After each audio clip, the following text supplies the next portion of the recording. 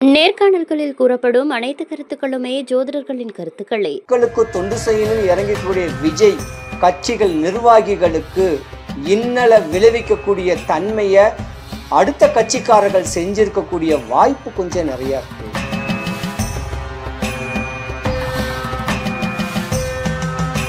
அதனாலதான் அவர் கூட அவருடைய கட்சியில நிர்வாகிகள்லாம் மடிஞ்சு போவாங்க, பிரிஞ்சு போவாங்க.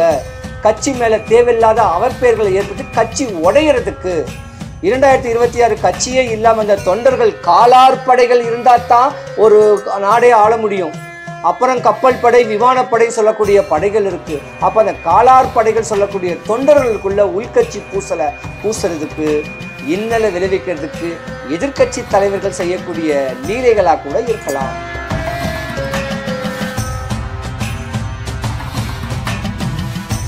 இந்த மாதிரி தான் தலைவர் விஜயகாந்த் கட்சிக்கும் இதைத்தான் செஞ்சிருந்தாங்க. கம்பீரம், பேச்சில திறமை, கர்ஜன குரலு, சிங்கம், பேச்சில யாருக்கும் அஞ்சா நெஞ்சனா இருந்தவர் நம்ம தங்க தலைவர் விஜயகாந்த். அவரையே படுக்க வச்சுட்டு கட்சியை செயலிழக்கம் பண்ணாம அதை எடுத்து நடத்த முடியாம பல தொல்லைகளை பண்ணதும் இதர கட்சிகள் தான்.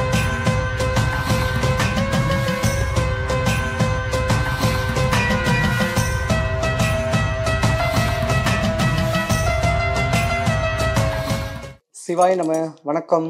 நான் உங்க ஜோதிடர் கருப்புசாமி, கேஜிஎஃப். ஐயா வணக்கம். சிவாய் நம்ம இப்போ பார்த்தீங்கன்னா வச்சுக்கோங்களேன், நியூஸ் சேனல் திறந்தாலும் சரி, நார்மலாக வந்து ஃபோனை வந்து ஓப்பன் பண்ணாலும் சரி, யூடியூப்ல போனாலுமே டிவிக்கே இவங்களோட 2026 அரசியல் பயணம் எப்படி இருக்கும்? அது வந்து அவங்களுக்கு எந்த மாதிரியான கூட்டணிகள் அமைக்கும்? அவங்களுக்கு வெற்றி பெருமா பெறாதா?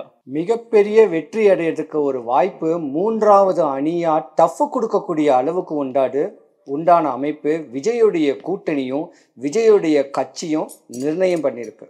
மகத்தான செய்தி வந்து 2026 வரக்கூடிய சட்டமன்ற தேர்தலில் வந்து அவருக்கு ஒரு பெரிய ஒரு வாய்ப்பு வரதுக்கான ஒரு வாய்ப்பும் இருக்கு.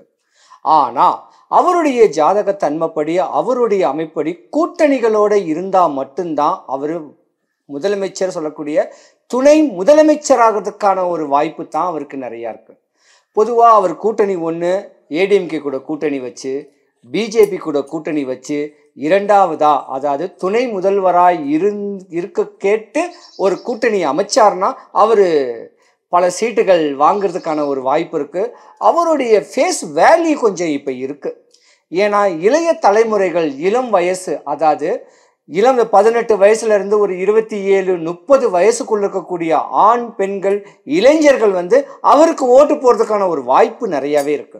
ஆனா இருந்திருந்தாலும் அவருக்கு கொடுக்க வேண்டிய 234 தொகுதிகள் சொல்லக்கூடிய ஒரு கணிசமான ஓட்டுல ஜெயிக்கணும், அது முடியாது. ஏன்னா அதுக்கு ஏத்த வந்து இலாகால் இருக்கக்கூடிய அமைச்சர்கள் வந்து அவருக்கு கிடையாது.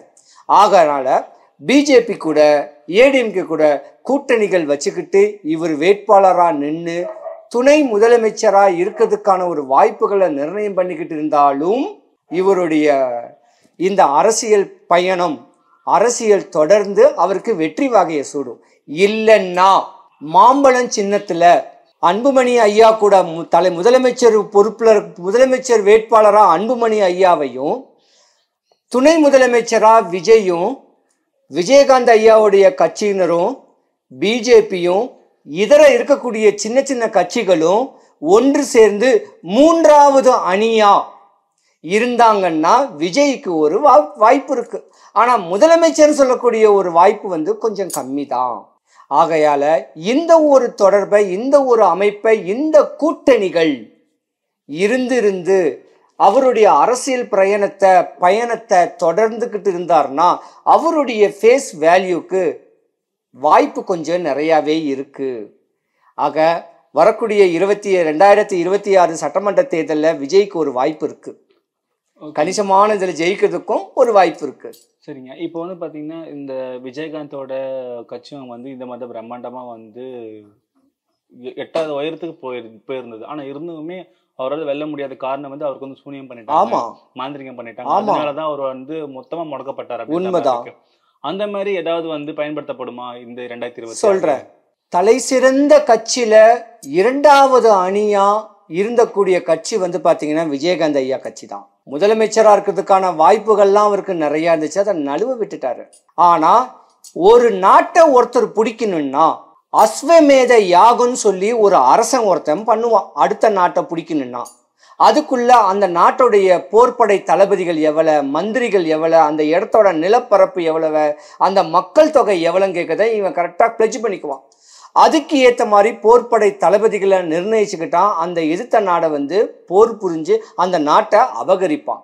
அதுக்கு அஸ்வமேத யாகம்னு சொல்லக்கூடிய மிகப்பெரிய யாகத்தை நடத்தி அந்த யாகம் மூலியமா அரசனும் அரசன் சார்ந்த மந்திரிகளுக்கும் இன்னல்களை கொடுப்பாங்க.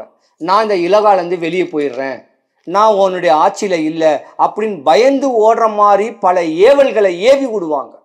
அந்த மாதிரி நடிகர் விஜய்க்கும் தளபதிக்கும் பண்ணிக்கிட்டு தான் இருக்காங்க. அதோடைய பிரதிபலிப்பு என்ன ஆகும் கேட்டீங்கன்னா, கட்சிக்குள்ளேயே உள் பூசல்கள் ஏற்படும். இப்ப ஒரு குடும்பத்தை அழிக்கணும்னா ஒரு குடும்பத்துல தலையானவர்களையும் அந்த குழந்தைகளுக்கும் இன்னலை பண்ணா சண்டை சச்சரவுல குடும்பம் பிரிஞ்சு போயிடும். அந்த மாதிரி இந்த குடும்பம் டிவிக்கே சொல்லக்கூடிய விஜய் கட்சியுடைய குடும்பத்துக்கு இன்னல் பண்ணுவாங்க, இடையூறல் பண்ணுவாங்க. அப்ப அந்த கட்சிகள் வளரக்கூடாதுன்னு சொல்லி இதர கட்சிகள், ஆப்போசிட் இருக்கிற கட்சிகள் ஏதாவது சூனியங்கள், ஏதாவது மந்திரங்கள், இல்ல ஏதாவது செய்வினைகள் பண்ற மாதிரி எங்கேயாவது பண்ணு, உனக்கு அத்தனை கோடி தரேன், இத்தனை லட்சம் தரேன், ஒரு கோயிலே கெட்டுறேன்னு சொல்ற அளவுக்கு பண்ணாங்கன்னா அந்த கட்சியில உள்ள குழுக்கள், தலைவர்கள் இவங்களுக்கு என்ன ஆகும் கேட்டீங்கன்னா, உடல்நல குறைவு வரும், ஆக்சிடென்ட் ஆகும், துர்மரணம் வரும். அந்த கட்சியில பெரிய இலாக்கால இருக்கிறவங்களுக்கு கட்சியை விட்டே விலகிடுவாங்க. இல்ல கட்சியில உள்கட்சி பூசல்கள் நடக்கும். இல்ல அந்த கட்சி தொண்டர்கள்ல ஒரு உயர்ந்த பதவி இருக்கவங்களுக்கு தேவையில்லாத பாலியல் தொல்லைகள் வரும். இப்படி தொல்லைகளை கொடுக்கிற மாதிரி கிரியேட் பண்ணுவாங்க இதர கட்சிக்காரர்கள். அதனால அந்த கட்சி வளர்றது அப்படியே அமுங்கி போயிடும். அந்த மாதிரியான ஒரு வேலையை செய்வாங்க. இந்த மாதிரி தான் தலைவர் விஜயகாந்த் கட்சிக்கும் இதைத்தான் செஞ்சிருந்தாங்க. கம்பீரம், பேச்சில திறமை, கர்ஜன குரலு, சிங்கம், பேச்சில யாருக்கும் அஞ்சா நெஞ்சனா இருந்தவர் நம்ம தங்க தலைவர் விஜயகாந்த். அவரையே படுக்க வச்சுட்டு கட்சியை செயலிழக்கம் பண்ணாம அதை எடுத்து நடத்த முடியாம பல தொல்லைகளை பண்ணதும் இதர கட்சிகள் தான். அதனால விஜய் ரொம்ப கவனமா இருக்கணும். நேரம் கூடி வருது, நல்ல நிலைமை உங்களுக்கு கூடி வருது, உங்க கட்சி உயர்ந்து வர்றதுக்கு உண்டான வாய்ப்பு இருக்கு, தமிழகத்தை ஆளக்கூடிய ஒரு சக்தியும் இருக்கு. ஆனா கூட்டணியோட தான் நீங்க ஆள முடியும், தன்னிச்சையா ஆள முடியாது. மாம்பழ கட்சி ராமதாஸ் ஐயா, அன்புமணி ஐயா முதலமைச்சர் வேட்பாளராய் இருந்து நீங்க துணை முதலமைச்சருக்கு ஒரு வாய்ப்பு கேட்டு பிஜேபியோ விஜயகாந்த் கட்சியோ இன்னும் இதர கட்சிகளை கூட்டணியா மூன்றாவது அணியா அமைச்சிருந்தீங்கன்னா கணிசமான ஓட்டுல விஜய் கட்சியோடைய அமைப்பு ஜெயிக்கும். இந்த நாடையும் ஆளும், இந்த வீடையும் ஆளக்கூடிய வாய்ப்பு இருக்கு, கவனமா இருக்கணும். ஆனா டிவிக்கு கூட்டணி ஒரு அமைப்பு மட்டும்தான் இந்த தமிழ்நாட்டை ஆள முடியும். உண்மை. தமிழ்நாட்டை பொறுத்த வரைக்கும் தன்னிச்சையா எந்த ஒரு கட்சியும் ஆள முடியாது. தன்னிச்சையா நான் ஆள்றேன்னு சொன்னவர் தான் விஜயகாந்த் ஐயா. ஆனா ஆள முடியாது. கூட்டணியோட இதர கட்சிகளோட கூட்டணி மூன்றாவது அணியா இருந்தா மக்கள் என்ன நினைப்பாங்கன்னா, ஏடிஎம்கே வந்துருச்சு, டிஎம்கே வந்துருச்சு, மூன்றாவது அணியா விஜய்க்கு போடுவோமே, அவருடைய தன்மை எப்படி இருக்குன்னு கேட்கக்கூடிய அமைப்பு உண்டு. இந்தியாவுக்கே 108 ஆம்புலன்ஸை அறிமுகப்படுத்தினது அன்புமணி ஐயா தான். படிச்சவர், அவங்க மனைவியும் படிச்சவங்க, அற்புதமான செயல் வீரர்கள் நிறைய அவங்க கட்சியிலையும் இருக்கிறாங்க. மூன்றாவது அணியா விஜய் மாம்பழ கட்சி கூட கூட்டணி இருந்து மாம்பழ கட்சியோடைய தலைவர் அன்புமணி ஐயாவை முதலமைச்சர் வேட்பாளராய் இருந்து இதர கட்சிகள் செயல்பட்டு வந்தாங்கன்னா தமிழ்நாட்டை ஆள்றதுக்கு உண்டான ஒரு வாய்ப்பு நிறையாவே இருக்கு. சரிங்க. இப்போ நீங்கள் இவ்வளோ நேரம் பற்றி பேசும்போது அந்த முக்கியமான பொறுப்புகளுக்கு மரணமாகும், ஆக்சிடென்ட் ஆகும், இந்த மாதிரி பல கருத்துக்கள் சொன்னீங்க. ஆனால் இப்போ நீங்கள் இப்போ கூட பார்த்தீங்கன்னு வச்சுக்கோங்களேன், டிவிக்கு முக்கியமான ஆட்கள், முக்கியமான பொறுப்பில் இருக்கவங்க கூட திடீர்னு மரணம் அடைஞ்சிடுறாங்க. அது ஏன், எதனால? இது சூனியத்துக்கான ஒரு அறிகுறியா இருக்கும். 100க்கு 100 ஒரு குடும்பம் நல்லா செழித்து வழங்குதுன்னா அக்கம் பக்கம் இருக்கிறவனுக்கு அது பிடிக்காது. அவனை ஏதாவது அழிக்கிறதுக்கு எங்கேயாவது மந்திரவாதிகளை தப்புகளை பண்ணி அவனை அழிக்கிறத பார்த்து அதில் தான் சந்தோஷப்படுவாங்க. அந்த மாதிரி தான் ஒரு நாடு வளரணும், கட்சி வளரணும்னு முன்னுரிமை எடுத்து சினிமா துறையை விட்டுட்டு கலைத்துறையை விட்டுட்டு மக்களுக்கு தொண்டு செய்யணும்னு இறங்கக்கூடிய விஜய் கட்சிகள் நிர்வாகிகளுக்கு இன்னலை விளைவிக்கக்கூடிய தன்மையை அடுத்த கட்சிக்காரர்கள் செஞ்சிருக்கக்கூடிய வாய்ப்பு கொஞ்சம் நிறைய இருக்கு. அதனால தான் அவர் கூட அவருடைய கட்சியில நிர்வாகிகள்லாம் மடிஞ்சு போவாங்க, பிரிஞ்சு போவாங்க.